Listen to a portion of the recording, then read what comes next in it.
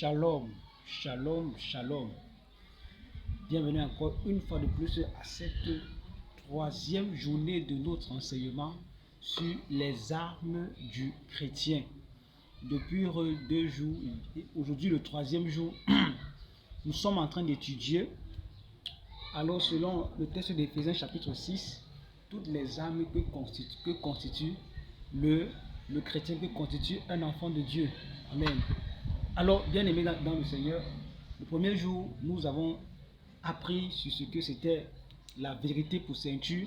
Nous avons compris que la vérité, ce n'est que Jésus-Christ de Nazareth. La vérité, ce n'est pas autre chose que Jésus-Christ. Ce n'est pas le nom de notre assemblée, ce n'est pas une dénomination, ce n'est pas un pasteur, ce n'est pas un apôtre, ce n'est pas un prophète, mais c'est en la personne de Jésus-Christ de Nazareth. Le second jour, donc hier, qu'est-ce qui veut dire hier? Nous avons appris sur ce que c'est la justice de Dieu. Il dit de revêtir la cuirasse de la justice. Et on a appris quel était le rôle de la cuirasse pour un soldat, qui était de protéger le corps du soldat.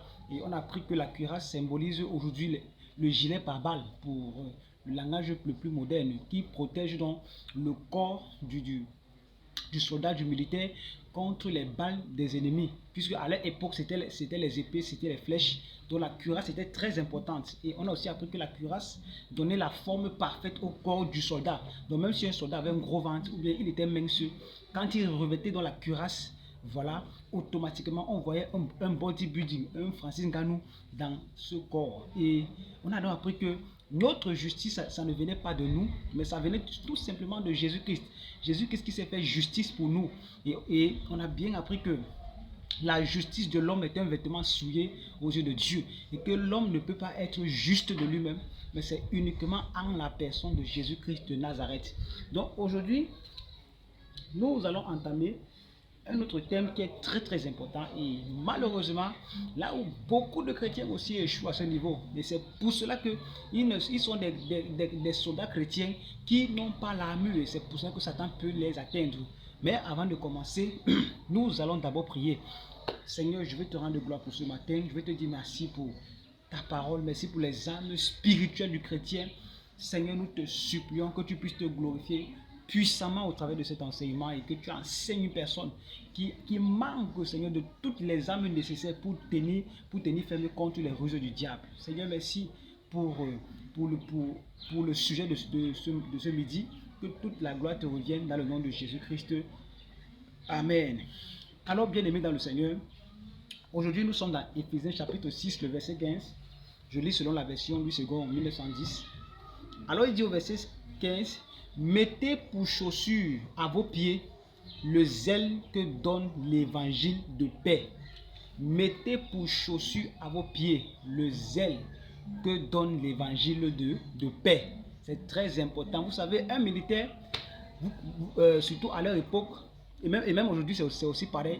Vous savez que les terrains de guerre ne sont pas des terrains glissants, ce n'est pas le goudron. Parfois c'est dans la brousse, c'est dans les endroits pierreux où il peut y avoir les serpents.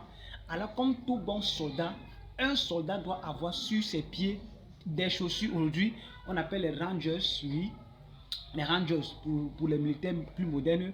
Donc il faut des chaussures, parce que les chaussures te protègent contre les blessures, contre les morsures de serpents, contre les cailloux, les pierres pierreux, parce que ce n'est pas agréable de partir se battre. En même temps tu dois combattre l'ennemi, et en même temps tu dois voir là où est-ce que tes pieds marchent. Donc ce n'est pas évident. C'est pour cela que le soldat avait besoin des chaussures. Quand vous voyez souvent pour ceux qui ont déjà vu les chaussures des militaires, c'est lourd, ça pèse. Si on te botte avec sur le pied, sincèrement, je suis sûr que tu peux faire même 2 jours à l'hôpital. Ah oui, parce qu'ils en ont besoin. Parce qu'ils vont dans des terrains tellement hostiles qui ne sont pas agréables pour nous. Je peux marcher même sur le goudron du pied, ça ne dérange pas. Mais imaginez-vous en pleine brousse, en pleine forêt d'Amazonie, ou bien au nord, pour chez nous ici au Cameroun, ou bien dans le nord du Kivu. Ou bien dans le Ngoma et partout où il y a les rebelles. Imaginez-vous, ce ne sont pas des terrains agréables. Donc ce qui fait en sorte que les zones sont parfois à risque. Donc c'est la raison pour laquelle il est important donc que le soldat puisse avoir sur ses pieds donc les chaussures. Alors l'apôtre Paul symbolise donc, voilà, c'est important parce que c'est là où nous sommes, il symbolise donc les chaussures comme étant le zèle de l'évangile. C'est quoi le zèle de l'évangile? Nous allons lire dans Matthieu chapitre 28. On va lire plusieurs textes. D'abord Matthieu chapitre 28. Nous lisons Matthieu chapitre 28. Voilà la commission de Jésus au monde entier. Dans Matthieu chapitre 28, il lit, nous disons à partir du verset 18, Jésus s'étant approché, leur parla ainsi, tout pouvoir m'a été donné dans le ciel et sur la terre. Allez, faites de toutes les nations des disciples, les baptisant au nom du Père, du Fils et du Saint-Esprit, et enseignez-leur à observer tout ce que je vous ai prescrit. Et voici, je suis avec vous tous les jours jusqu'à la fin du monde. C'est un texte que nous connaissons tous, que nous récitons tous, mais malheureusement que nous ne pratiquons pas tous. Jésus a donné la commission d'aller faire de toutes les nations des disciples, c'est-à-dire d'aller prêcher l'évangile du salut, c'est-à-dire d'aller annoncer que Jésus-Christ est le sauveur. C'est ça que l'apôtre Paul symbolise par le zèle de l'évangile. Bien aimé dans le Seigneur, avant qu'on aille dans d'autres textes, quand on parle du zèle de l'évangile, bien sûr on parle de l'évangélisation. L'évangélisation est le ministère malheureusement le plus négligé dans l'église. Ce qui me fait mal, c'est que quand dans beaucoup d'assemblées, quand on parle d'évangélisation, on fait toujours les programmes dans l'église. Et tu te rends compte que dans les programmes d'évangélisation dans l'église, ce sont les chrétiens qui y vont. En fait, c'est même scandaleux. Bien aimé, l'évangélisation ne se passe pas dans l'église. On n'évangélise pas les chrétiens, on évangélise les païens. Amen. Il y a une différence entre évangéliser et enseigner. On enseigne dans l'église, mais l'évangélisation se fait dehors. C'est pour cela qu'il a dit que allez. Ce n'est pas que rester là et je vais vous les envoyer. Il dit allez et faites. Donc c'est quelque chose qu'on doit aller dehors. Aller et annoncer l'évangile. Nous avons lu dans Actes chapitre 2, pour ceux qui lisent la Bible, à la Pentecôte, quand l'Esprit Saint est descendu sur les 120, qu'est-ce qui s'est passé? C'est dehors que Pierre est allé prêcher, ce n'était pas dedans. Quand les gens ont entendu ce qui se passait et qu'ils ont accouru, Pierre donc est sorti et il leur a expliqué que non les gars, ils ne sont pas ivres, non. Il a commencé donc à prêcher l'évangile et c'est là où donc 3000 âmes se sont repenties. Et lisez bien dans Actes chapitre 2, le verset 47, la parole déclare que Dieu ajoutait à l'église chaque jour ceux qui étaient sauvés. Ça veut dire que Dieu les sauvait dehors au travers des frères et maintenant quand ils étaient sauvés, ils faisaient partie de l'église donc du corps de Christ. C'est quelque chose que nous négligeons beaucoup dans nos assemblées. Quand on parle de programme d'évangélisation, on a toujours l'habitude que ça concerne les chrétiens. Non, on ne peut pas évangéliser les chrétiens. Arrêtez de faire des programmes d'évangélisation dans vos églises. Allez dans les marchés, allez dans les lieux publics, annoncer l'évangile. C'est ce que l'apôtre Paul a fait. Il allait de ville en ville, de village en village, pour aller prêcher l'évangile. Bon. Maintenant, c'est vrai, tout le monde n'a pas les moyens, les capacités de pouvoir le faire. Mais il est important que tu comprennes que toi qui es sauvé, est-ce que tu es déjà un jour allé évangéliser? Ou bien laissons même cela. Est-ce que tu évangélises même à tes proches? Toi qui es à l'école, est-ce que tu parles de Jésus à tes proches? Est-ce que tu sais que c'est ça une âme du chrétien? Il y a beaucoup qui se disent chrétiens, mais qui ne savent même pas dire que Jésus-Christ t'aime. Qui ne savent même pas annoncer à leurs camarades, à leurs collègues de service, même à leurs membres de famille, que Jésus-Christ est sauveur. Ils ont honte, ils ont peur.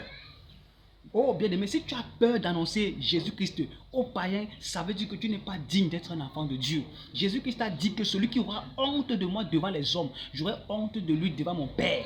Combien de personnes sont timides? Ils ont peur d'être, qu'on se moque d'eux, ils ont peur qu'on les méprise parce qu'ils croient en Jésus. Et c'est comme ça que beaucoup de chrétiens manquent cette âme-là qui est le zèle de l'évangile sur leurs pieds. C'était sur leurs pieds. Ce n'était pas ailleurs, c'est sur leurs pieds. Parce que les pieds doivent partir annoncer l'évangile du Seigneur Jésus. Un militaire, quand le militaire porte ses soldats, il crie, il est prêt à foncer. C'est ça le rôle des chaussures. C'est ça le rôle des chaussures, le zèle de l'évangile.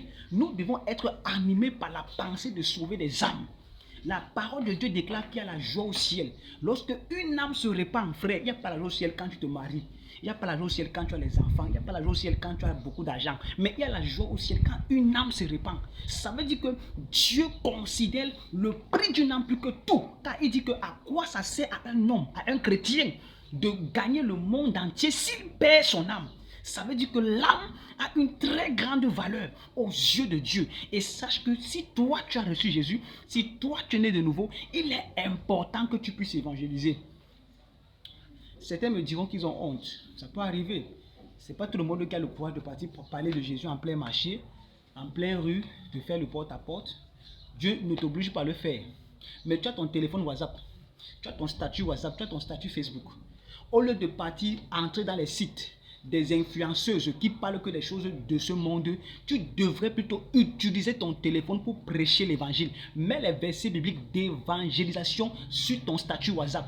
Dis, mets les versets comme Matthieu chapitre 11, le verset 28. Venez à moi, vous tous qui êtes fatigués, et je vous donnerai du repos. Mets les versets évangéliques comme Jean 14, le verset 6.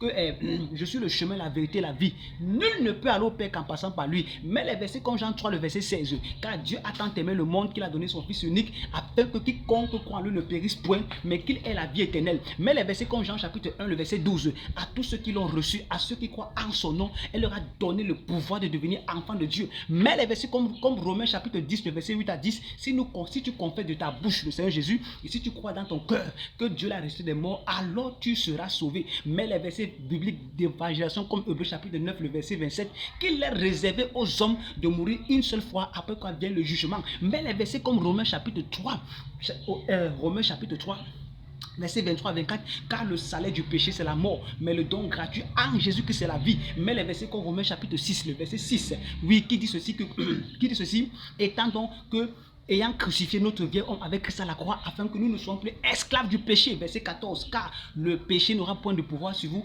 puisque vous n'êtes non sous la loi, mais sous la grâce. Mais les versets comme Romains chapitre 8, le verset 1, il n'y a plus de condamnation pour ceux qui sont en Jésus-Christ. Voici les versets qui doivent être sur ton statut, WhatsApp, Facebook, Instagram, partout, parce que c'est pour cela que tu es sauvé. Tu n'es pas sauvé pour aller écouter la vie des gens et commencer à faire des commentaires inutiles. Pendant ce temps, ces mêmes gens sont en train de mourir dans le péché, et toi, tu connais la vérité. Pourquoi as-tu honte de parler de Jésus?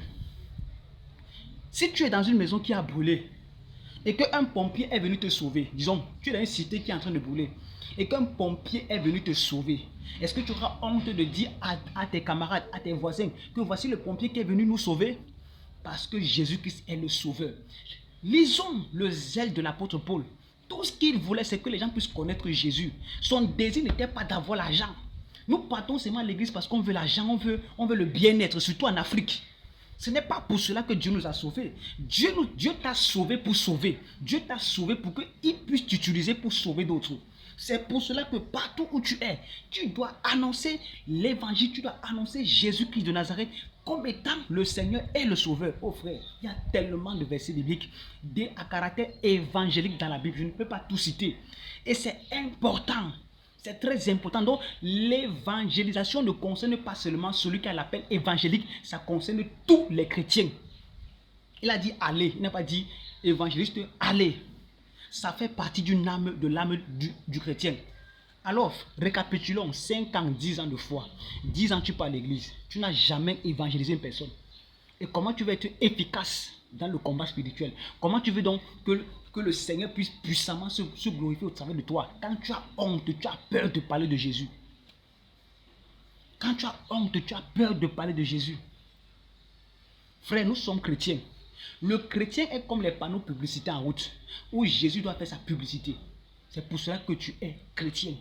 Tu n'es pas chrétien pour toi-même. C'est pour cela que, je le dis toujours dans l'église, le ministère où on a le plus évangélisé, c'est dans l'évangélisation. On doit beaucoup investir à l'intérieur. Parce que c'est à cela que Jésus qui nous a appelés, frère. Jésus ne nous a pas appelés pour faire nos petits royaumes. Comme les Juifs, comme les premiers chrétiens, ils ont voulu le faire dans Actes chapitre 2. Ils étaient toujours ensemble. Or, Dieu voulait qu'ils aillent dans les nations. Ils étaient toujours ensemble. Ils communiaient ensemble. Ils partageaient tout ensemble, ce qui n'est pas mauvais. Ils faisaient tout ensemble. Jusqu'à ce qu'il a fallu que Dieu passe par la mort d'Étienne pour les disperser. Parce que la pensée de Dieu, c'était qu'ils puissent aller et annoncer l'évangile. Parce qu'il fallait que l'évangile touche les nations. C'est important, mon frère. C'est important, ma soeur. Vous voyez que le combat spirituel n'a rien de ce qu'on nous enseigne dans nos églises, où on vous fait prier du matin de toute la nuit pour chasser les démons. Oh, tu n'as aucune arme, tu n'as ni Jésus, tu n'as ni la cuirasse de la justice, tu ne peux même pas évangéliser, mais tu veux quand même chasser les démons. Comment tu vas donc vaincre Satan sans les armes spirituelles que Jésus-Christ t'a données? Comment tu vas vaincre Satan, mon frère, ma soeur? Par quelle sorcellerie tu vas le faire? Imaginez-vous un soldat qui dit qu'il part en guerre, il va combattre Boko Haram, il va combattre les rebelles, il n'a pas de fusil, il n'a rien, il prend le bâton. Il va faire comment pour combattre l'ennemi? Et malheureusement, spirituellement, beaucoup de chrétiens sont comme ça.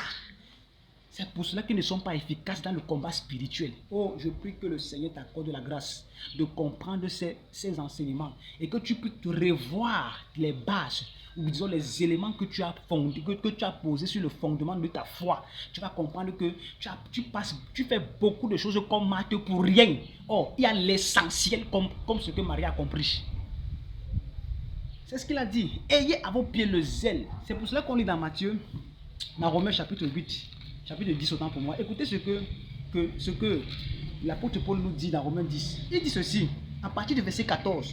Comment donc invoqueront-ils celui en qui ils n'ont pas cru?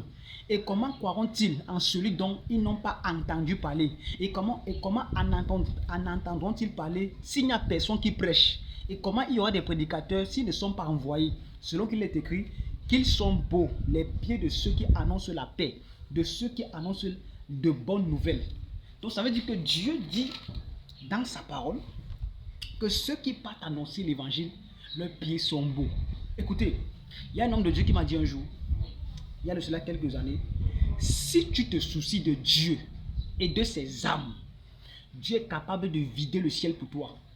C'est une chose que j'ai toujours gardée dans mon esprit. C'est un serviteur de Dieu qui me l'avait dit, un apôtre, que si tu te soucies de Dieu et de ses âmes, il n'a pas dit que si tu te soucies de Dieu et de tes projets et de tes désirs, mais de Dieu et de ses âmes, Dieu est capable de vider le ciel pour toi. Vous pensez que, supposons un peu, aujourd'hui c'est un peu moderne, il y a beaucoup d'entreprises qui envoient les gens sur les terrains pour faire le recrutement. Une personne qui est envoyée sur le terrain, qui recrute beaucoup, plus que les autres, vous allez remarquer que l'entreprise va plus choyer cette personne. Parce que cette personne est rentable pour l'entreprise. Je m'explique, je vais quelque part. Si toi, chrétien, tu es devenu chrétien, n'est-ce pas? Tu viens à Jésus, tu passes que ton temps, Seigneur, je veux la voiture, il te donne. Seigneur, je veux le mariage, il te donne. Seigneur, je veux les enfants, il te donne. Seigneur, je veux le voyage, il te donne. À un moment, il va te lasser. Par contre, celui qui s'époumonne pour l'évangélisation, qui gagne une âme, 2 âmes, 3 âmes, 4 âmes, 5 âmes, 10 âmes, 15, 20, qui remplit l'église, cette personne n'a même pas besoin de demander ces choses-là. Dieu va le lui accorder. Pourquoi? Parce qu'il est rentable pour le royaume des cieux. La priorité pour lui, ce n'est pas sa vie personnelle. La priorité pour lui, c'est le salut des âmes. Et c'est pour cela que Dieu va lui donner tout. C'est pour cela que Jésus a dit, si cherche premièrement le royaume des cieux et sa justice, et toutes ces choses te seront données par-dessus tout. Mais aujourd'hui, vous allez voir, quand on vient à Jésus, dès qu'on a le mariage, ça va. On ne peut même jamais évangéliser. Au contraire, quand on voit même d'autres évangéliser en route, on est impressionné. Ils sont courageux. Comment ils font? Mais tu te dis être chrétien, Donc pour toi, c'est extraordinaire ce qu'il fait. Bien aimé, c'est une honte si toi, chrétien, tu as ce genre de pensée. C'est une honte pour toi. Si tu vois ton frère, ta soeur évangéliser en route, ça doit même plutôt t'enseigner que toi, tu ne fais pas cela. Si tu n'es pas capable de dire à quelqu'un que Jésus-Christ t'aime, comment donc alors tu prétends aimer Dieu? Ou bien parce que tu veux seulement témoigner, Seigneur, je te témoigne parce que tu m'as donné la voiture. C'est pas mauvais ces choses-là. Mais où est le profit de Dieu si toi tu as la voiture dedans? Si tu as la voiture, Jésus ne va jamais mourir dans ta voiture. Mais il y a le profit pour Dieu si une âme est sauvée. Parce que tu as arraché une âme des ténèbres pour la lumière. C'est là où tu es efficace. C'est même ça le secret de la véritable bénédiction. Quand tu es rentable pour le royaume de Dieu, Dieu ne peut pas blaguer avec toi. Il te donne ce que tu ne demanderas même pas. C'est le secret avec Dieu. Oui, frère. C'est la raison pour laquelle je veux t'exhorter cet après-midi, toi qui n'as jamais évangélisé. Je ne t'envoie pas aller forcément parler en route. Tu as ton téléphone Android. Tu as mis les SMS, même tu peux mettre les SMS MTN Orange pour ceux qui sont au Cameroun ou bien ailleurs, vous mettez les SMS. Commencez à prendre un verset biblique, envoyez à vos numéros. Chaque jour, faites-le, lisez la Bible. Cherchez des versets à caractère évangélique. Pour ceux qui sont sur les forums WhatsApp, ils peuvent me contacter. Je vais vous donner au moins 100 versets d'évangélisation dans la Bible. Que vous pouvez envoyer un verset chaque jour à vos correspondants et vous les bénissez. Mettez les versets bibliques sur vos murs WhatsApp, Facebook et tout cela. C'est pour cela que Dieu nous a envoyé, Dieu nous permet que nous soyons là-bas. Ce n'est pas pour aller torcher la vie des gens, commencer à voir les influenceuses, les choses qui n'ont pas de sens. Non, frère, c'est pas ça que Dieu nous a envoyé. Nous sommes la lumière du monde. Donc là où il y a les ténèbres, nous devons apporter la lumière. Et la lumière, c'est la parole de Dieu. Somme 119, verset 105 dit que quoi? Ta parole est une lampe à mes pieds, une lumière sur mon sentier. C'est cette lumière que les gens ont besoin. Les gens ont besoin de Jésus-Christ de Nazareth. Parce qu'il est le seul sauveur. Et à cause du fait que les chrétiens n'évangélisent plus, aujourd'hui, il y a tellement de faux évangiles dehors. Il y a Gédéon de la Tchétchova, il y a Kakou Philippe qui prétend être le Messie d'aujourd'hui. Pourquoi? Parce que l'église n'évangélise plus. Alors Satan donc lui pas évangéliser sa part et il gagne des âmes, il gagne du terrain. Pendant ce temps, nous on se limite à notre vie chrétienne solitaire. On ne veut pas aller prêcher l'évangile. C'est le dimanche qu'on porte la Bible, on va à l'église. Porte ta Bible, va dans un marché. Le jour que tu n'as rien fait, parle de Jésus. Tu n'es pas obligé de crier en route. Tu peux rencontrer des femmes en aparté. Parle de Jésus, fais ton témoignage. Comment tu as rencontré Jésus? Ça va les fortifier, ça va les édifier. Frère, le monde va de plus en plus mal. La vie devient de plus en plus chère. Ce sont des signes de la fin des temps. Et ce sont des signes qui annoncent le retour du Seigneur Jésus. Que ce soit les événements mondiaux qui se passent maintenant, ce sont les signes de la fin des temps. C'est pour cela que nous devons redoubler d'ardeur. Qu'il est beau les pieds de ceux qui annoncent l'évangile. Comprends-le ceci. Tu dois être zélé pour l'évangile. Tu dois être zélé pour prêcher que Jésus-Christ aime, sauve, gagne. C'est pour cela que tu es appelé frère. La véritable bénédiction d'un chrétien, c'est quand il réussit à mener une autre âme au Seigneur par lui. Conserver son salut, c'est clair. Et aussi quand il réussit à mener une seule âme au Seigneur à part lui. Car il y a la joie aussi lorsque une âme se répand, frère. Il y a la joie aussi lorsque une âme se répand, sœur. Donc toi qui as une sœur, qui a des amis, ne passe pas ton temps à faire le Congossa, de parler de la vie des gens. La seule personne qu'on peut parler, c'est Jésus. Il nous donne la possibilité de faire le Congossa de son nom, en parlant de son œuvre. Mais là où on doit faire le Congossa, on ne fait pas le Congossa. Pour ceux qui sont d'ailleurs, qui ne sont pas camerounais, Congossa veut dire faire le commérage, parler de la vie des gens sans que cette personne ne soit là. Voilà. Donc Jésus nous a permis de faire le commérage, le Congossa de son nom, pour que les gens soient sauvés. Mais là où on doit faire le Congossa, on ne fait pas. Mais on va commencer à parler de la vie du voisin, de la voisine, comment est-ce qu'il mange le poulet. Ça te sert à quoi? Ça te sert à quoi de parler du poulet à quelqu'un? Imagine que Jésus-Christ revient quand tu fais le commérage sur une personne. Tu ne seras pas enlevé. Or, si tu parlais de Jésus, tu aurais la garantie que tu seras enlevé. C'est pour cela que sortons de la distraction, sortons de tout ce qui nous distrait. Prêchons l'évangile. Parlons de Jésus. Jésus-Christ revient bientôt. C'est ça le zèle de l'évangile. Si tu as honte de partir dans la rue, de faire le porte-à-porte, tu peux utiliser ton statut WhatsApp. Ne mets plus les bêtises à l'intérieur. Mets les choses qui édifient, qui vont sauver, qui vont toucher le cœur, une âme. Et tu vas voir comment le Seigneur va se glorifier. Parce qu'il y a la puissance dans la parole. Une personne va lire cela, ça va toucher le cœur de la personne. Et il va t'écrire en inbox comment tu as fait pour être sauvé. Et tu pourras lui prêcher l'évangile. Et tu auras gagné une âme, frère. Tu auras gagné une âme, sœur. C'est à cela que Dieu nous appelle. Donc voici dans la troisième arme spirituelle du chrétien. Je récapitule les deux premières. On a appris la vérité pour ceinture. Avant-hier, hier nous avons appris la cuirasse de la justice. Et aujourd'hui, les chaussures du zèle de l'évangile. Que le Seigneur te bénisse. Nous allons continuer par la grâce de Dieu. Demain, il nous manque encore 3 armes. Et nous allons terminer cela par la grâce de Dieu. Mais je crois que c'est mardi ou mercredi. Que le Seigneur te bénisse. Si tu as des questions, pour toi qui as mon contact, ou bien tu peux écrire sur la page YouTube. Oui, je vais te répondre ou bien déposer ton numéro de téléphone. On pourra discuter, il n'y a pas de souci. Et si tu penses que cette parole t'a béni, tu peux aussi partager la vidéo afin que cela puisse aussi bénir une autre personne. Je tiens encore à me le rappeler. Jésus-Christ revient bientôt. Préparons-nous, annonçons son retour. Ne bâtissons pas nos églises, bâtissons l'église de Jésus. Vous comprenez ce que je veux dire? On n'est pas là pour bâtir nos petits royaumes, mais nous sommes là pour bâtir l'église de Jésus. Ne faisons pas comme Pharaon qui bâtissait ses pyramides, mais bâtissons l'église de Jésus. Et pour bâtir l'église de Jésus, nous gagnons les âmes à Jésus et non à nous. Que le Seigneur te bénisse. Shalom, shalom, shalom.